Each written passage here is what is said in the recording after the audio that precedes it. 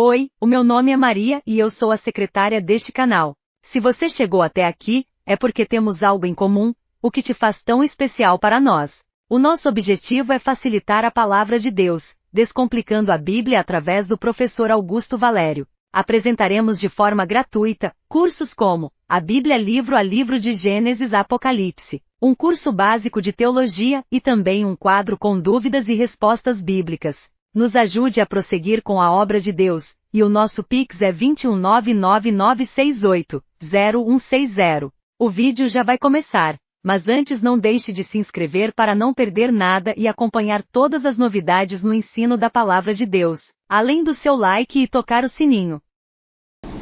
Mas eu quero compartilhar com vocês nessa tarde o livro de Cântico dos Cânticos, ou Cantares, né? E é interessante porque, como Salomão, ele tem um amor muito grande por uma mulher, uma sulamita, né? Ele ainda bem jovem, e nesse livro a gente tem uma série de palavras, né? Um romance mesmo, né? E a gente sabe que a igreja, de forma geral, ela sempre foi um pouco relutante, como se fosse um romance, sempre pensando muito no relacionamento entre Deus e a igreja, entre Deus e o povo dele, ou entre Cristo e a igreja, né? Mas eu vou me ater aqui nesse momento exatamente entre um relacionamento saudável entre um homem e a mulher que se amam, né? E nesse capítulo 8, versículos 6 e 7 de Cantares: põe-me como selo sobre o teu coração, como selo sobre o teu braço, porque o amor é tão forte quanto a morte, e o ciúme é tão duro quanto a sepultura. As suas chamas são chamas de fogo, são labaredas enormes. As muitas águas não poderiam apagar o amor, nem os rios afogá-lo. Ainda que alguém oferecesse todos os bens da sua casa para comprar o amor, receberia em troca apenas o desprezo. E aqui nós temos, nesses versículos, mostrando a questão na profundidade do próprio amor, né? E aí vamos pegar alguns pontos, né? Quando eu coloco aqui a natureza forte do amor, né? Então, assim, a gente tem a comparação do amor com algo tão forte quanto a própria morte, e destaca a profundidade do amor verdadeiro. E nós estamos vivendo num mundo, né, na atualidade, que isso tem sido meio que colocado um pouco de lado, né?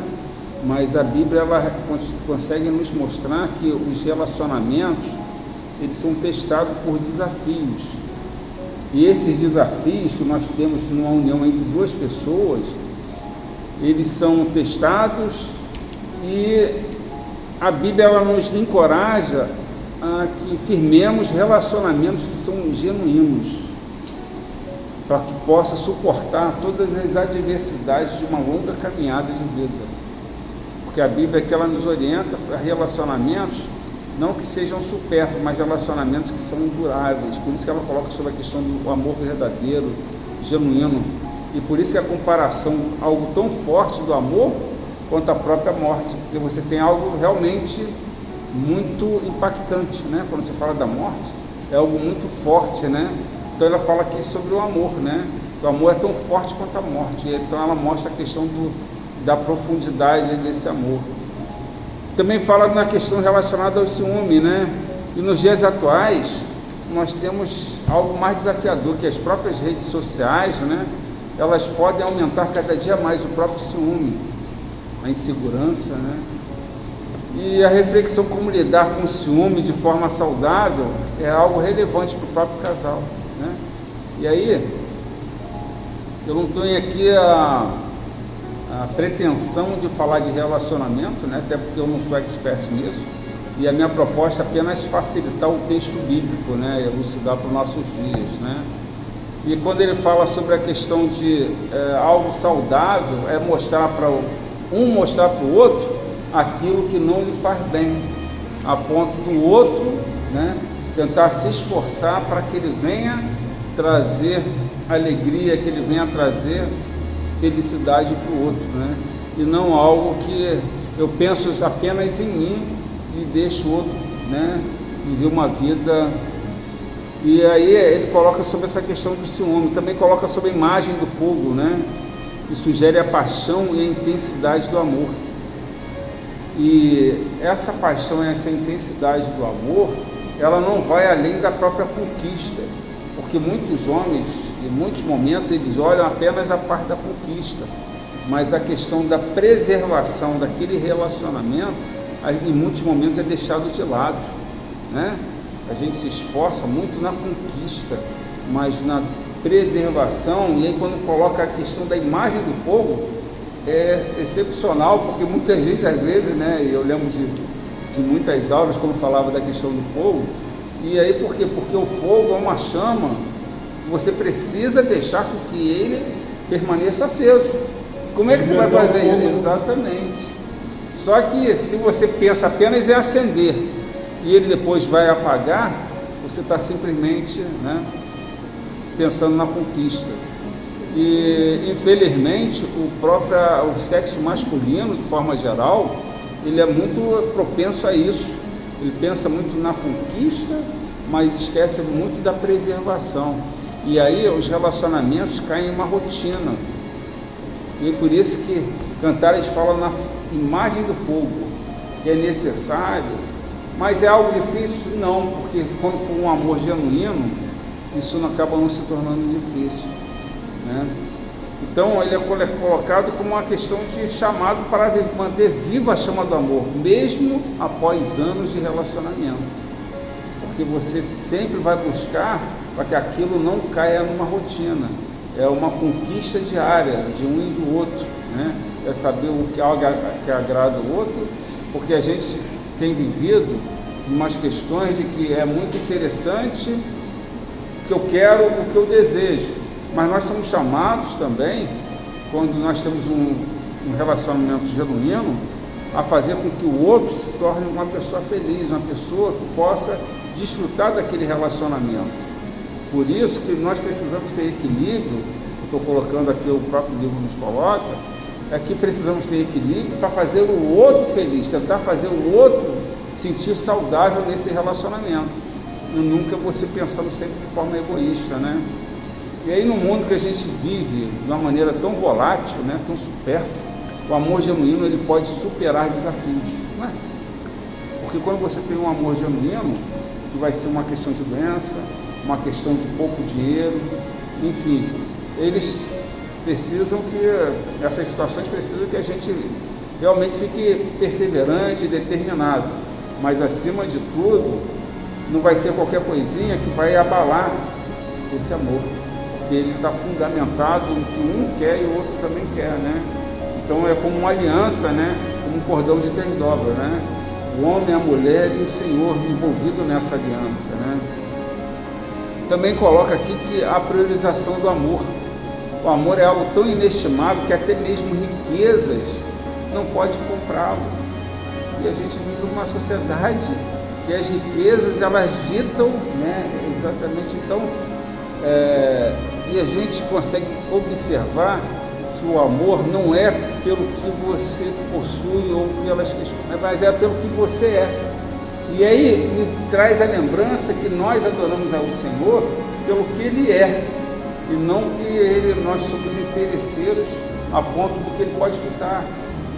As bênçãos que vêm decorrente de tudo é uma consequência natural, mas não que a gente adore ao Senhor simplesmente porque Ele vai nos fazer pessoas ricas ou vai nos fazer pessoas famosas. Não, a gente adora porque a gente sabe que Ele é bom, porque Ele é nosso Pai, Ele é nosso dono, e a gente deseja, né, viver com Ele.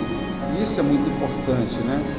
Então Cantares ele nos lembra da natureza poderosa do amor verdadeiro, das lutas que podem surgir e da importância de nutrir e valorizar relacionamentos profundos e autênticos. Então, no momento que a gente vive aqui no ano atual, né, em 2023, é importante a gente lembrar que a superficialidade, né, dos relacionamentos, elas não devem vigorar, porque não é da vontade de Deus que seja esses relacionamentos, né? E ele coloca também aqui no versículo 7, né, as muitas águas não podem apagar. Então, numa época que a carência sentimental pode abrir portas para relacionamentos banais, e esses relacionamentos banais, que a gente às vezes, no momento de carência, a gente acaba aceitando, ele pode nos trazer, ou sempre nos traz consequências, né? E consequências ruins, porque é algo que você sabe que não é duradouro, mas que você apenas tem para satisfazer uma carência momentânea, ele pode trazer problemas ou consequências futuras.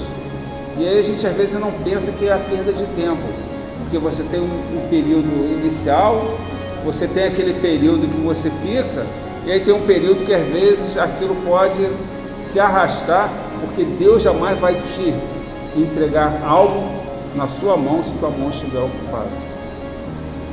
Isso é fato, Deus não vai fazer isso. E muita gente às vezes tem essa clara ou infeliz suposição: não, eu vou ficar nesse relacionamento até que Deus venha me trazer um relacionamento genuíno ou verdadeiro. Deus não vai fazer isso, ele não age assim, né? Ele sabe muito bem que você precisa estar aberto e disposto com ele, para que ele venha colocar nas suas mãos aquilo que você precisa para te trazer algo dele, né? Deus também, ele quer que o sexo seja motivado pelo amor e compromisso, e não como algo supérfluo, banal.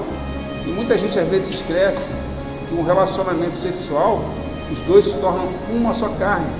Quando a gente fala de uma só carne, a gente está falando também no âmbito espiritual. E a gente esquece disso, e a gente vai na superficialidade, né? Não devemos manipular as pessoas para que nos amem por nossos esforços, mas por ser quem você é. Isso eu acho excepcional.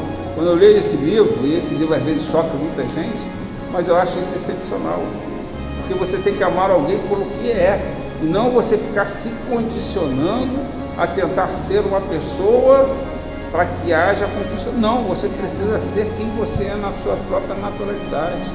E aí a gente consegue entender, porque ninguém consegue passar muito tempo enganando ou fingindo. Uma hora você realmente vai mostrar quem você é, né? Ele também coloca que quem é casado deve encontrar motivações para não deixar o casamento virar uma rotina. Mas nós, como servos de Deus, não devemos olhar apenas para a beleza, pois ela se vai com o tempo. Isso é importantíssimo, né? E quantos, principalmente da parte masculina, coloca apenas isso como um fator primordial e esquece de todos os outros detalhes, né? Como integridade, como a própria sinceridade, honestidade, enfim, vários valores, né? Que são importantes, porque eles são duráveis, né? Enquanto que a beleza, ela se vai com o passar do tempo, né? Não tem jeito. E num relacionamento no qual a comunicação é fundamental, dizer para o outro sobre o que lhe agrada e desagrada é essencial. E a gente falha muito nisso. Isso até nas questões de relacionamento de amizade também. Porque às vezes o outro não sabe que você se desagrada tanto com aquilo, se incomoda tanto com aquele tipo de, ou uma brincadeira, ou um tipo de fala, mas você não tem coragem de falar e expressar isso para o outro. E isso acaba se tornando ruim, né? E a gente, Deus nos chama, principalmente aqui nesse livro, Ele nos convida para que nós tenhamos essa troca. Ora você fala o que te agrada, mas ora você vai ter um momento, e não um momento que você fique irritado para você explodir. E aí você pode colocar tudo a perder. Mas se você conseguir chegar e expressar para o outro, né? E isso vai desde um relacionamento emocional, ou desde um relacionamento entre amigos, né? Que a gente consiga colocar, sentimental, mas no sentido de que a gente possa expressar para o outro, e o outro saber o que você pensa em relação a determinado tipo de coisa. E hoje a gente tem muito essa dificuldade. Eu não sei, mas ao longo da caminhada, a gente vai percebendo que pessoas, às vezes, elas têm muita dificuldade para agir de forma sincera, direta. Falar para o outro o que pensa, o que sente, de forma respeitosa e educada. Isso é algo desafiador. Mas esse livro nos convida a que a gente seja assim, como servos do Senhor, né? E algo também que coloca aqui, eu estou fazendo um apanhado, eu li 2 versículos, mas eu estou falando do livro de forma geral. Cuide dos problemas enquanto forem pequenos. Não deixe que se tornem muro entre pessoas, entre vocês. Então cuide dos problemas quanto ainda eles forem pequenos. Só que a gente às vezes tem relacionamentos, e aí, gente, é muito impressionante. Talvez a gente tenha muita facilidade no falar no âmbito familiar, dentro de casa. Mas quando é com um amigo, ou quando é com alguém que seja o seu namorado, ou um cônjuge, ou um noivo, enfim, qualquer que seja, a dificuldade se encontra aí, porque você tem receio de desagradar, e você não fala, você não expressa. E aí o problema é que às vezes ele é pequeno, ele vai se agigantando, ele vai tomando proporções, e aí quando você vai falar, já é no sentido de explodir, e aí de colocar tudo a perder.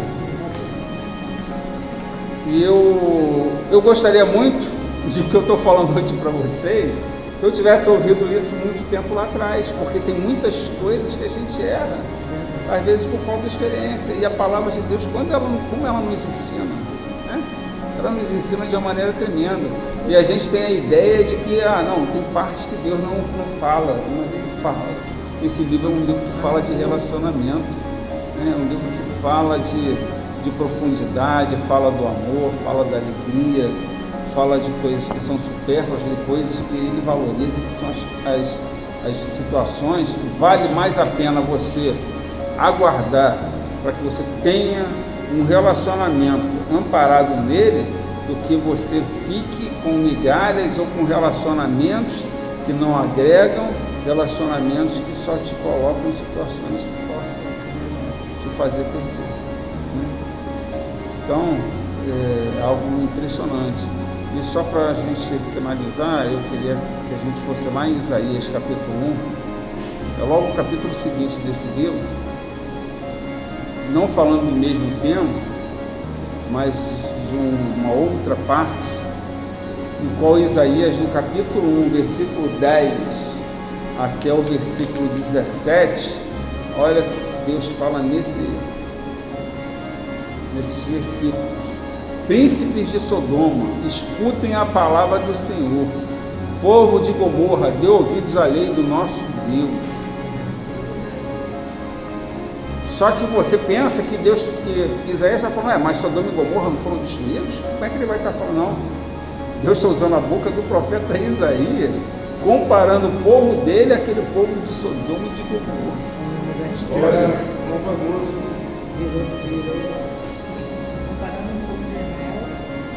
o povo de Sodoma e de Gomorra, o povo de Deus. É um negócio sério. Né? Se o povo desejasse ouvir o que Deus tinha a lhe dizer, deveria prestar atenção, estar disposto a obedecer.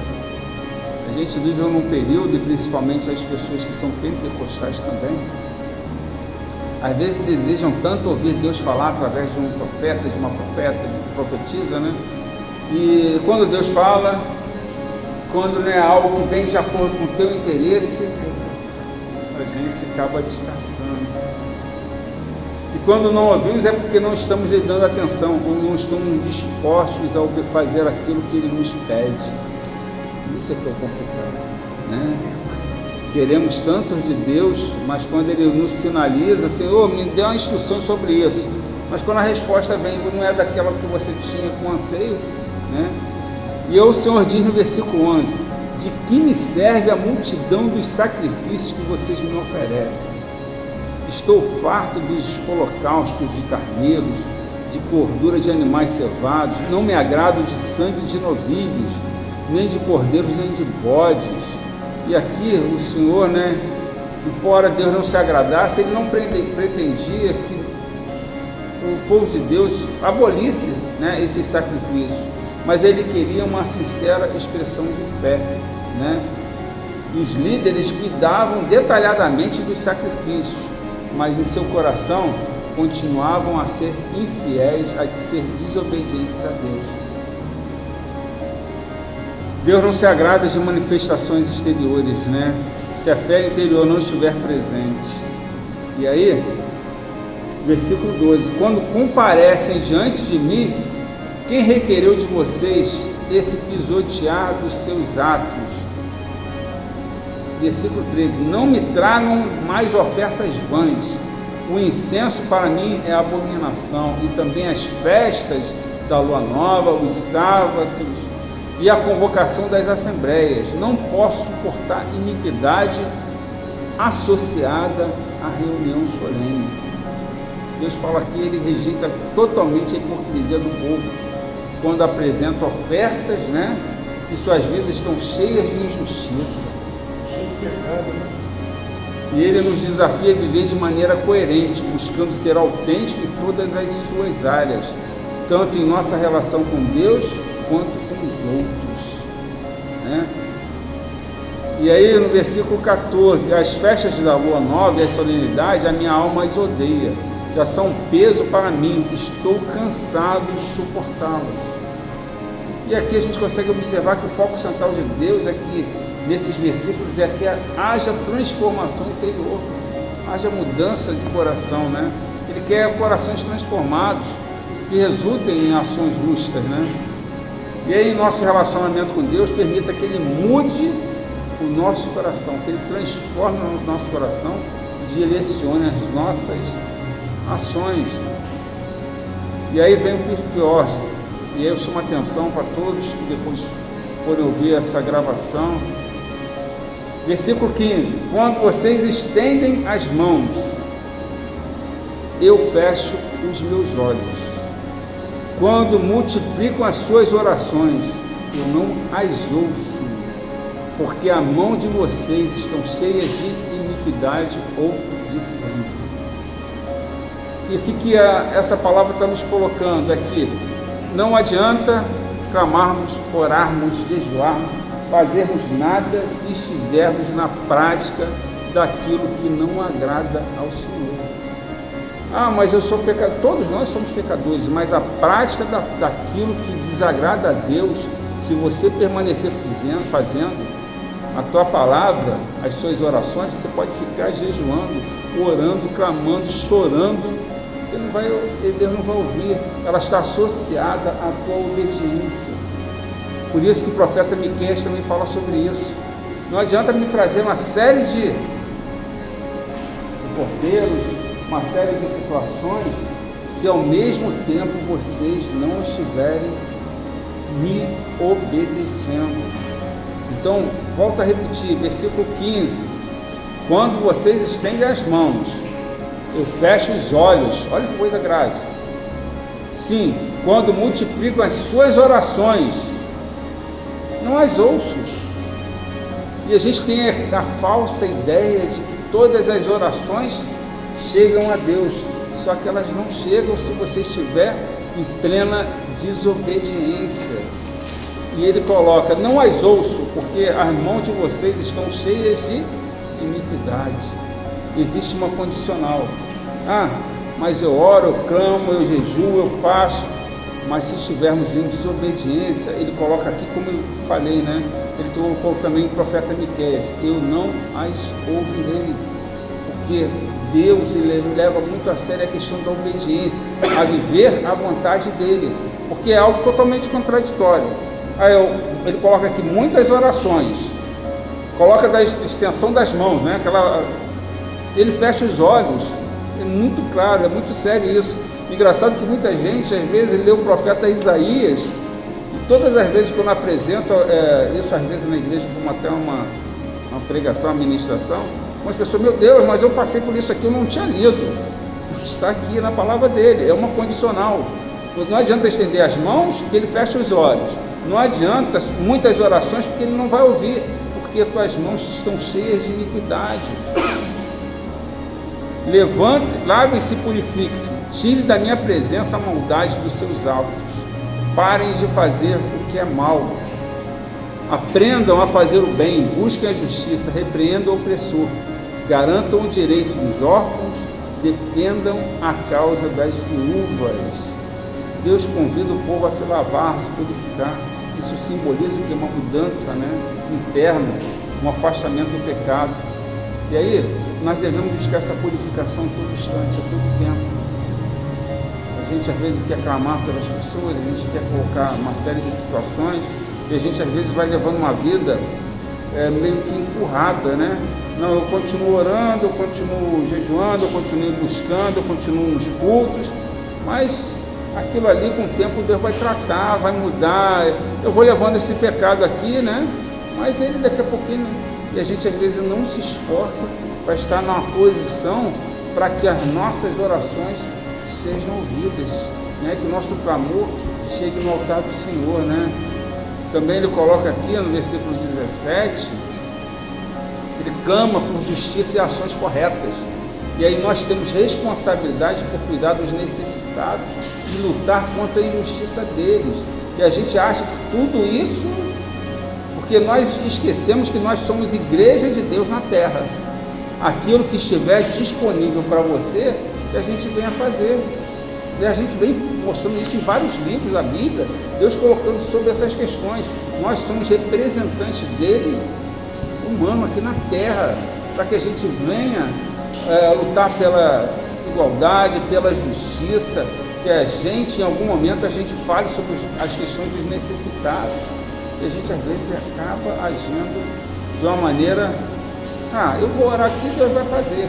Mas tem coisas que você precisa botar a tua mão, você precisa agir, porque nós estamos aqui, e ele conta com a nossa própria questão.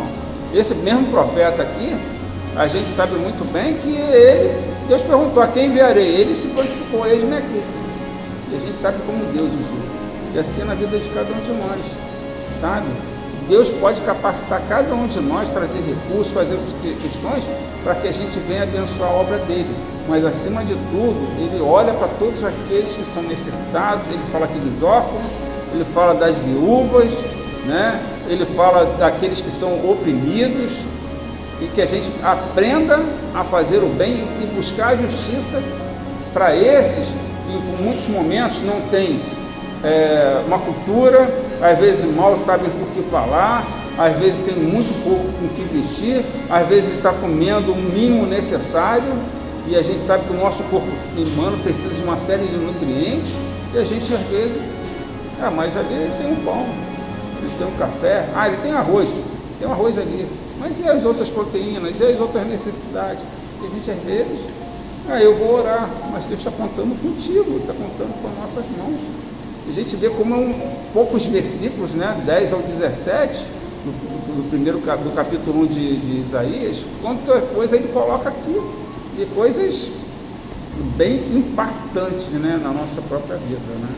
E a gente precisa pensar nisso, né?